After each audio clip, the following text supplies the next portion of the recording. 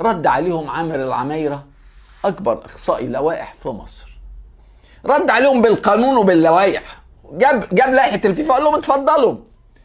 يمشي في سكة عصام الحضري، اول حاجة هيبقى فيه ايقاف. الايقاف من 4 شهور لسنة، ده اول حاجة لأسامة أبو علي. تاني حاجة ايقاف قيد لنادي كولومبوس كرو ما بين فترة او فترتين، دي تاني حاجة. والحاجتين دول اتطبقوا على عصام الحضري وعلى النادي سيون السويسري لما سافر سنة 2008. ادي 1 و2.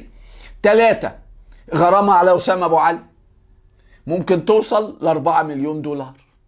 واديكوا شفتوا الغرامة اللي اتوقعت على كهرباء ظلما وعدوانا، وكانت 2.5 مليون دولار، وكان الموقف اقل من موقف أسامة أبو علي. غرامة كمان على نادي كولومبوس توصل ل4-5 مليون دولار.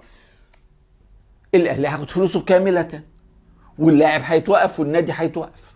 ده لو فكر انه يروح يمضي من غير ما ياخد موافقة النادي الاهلي.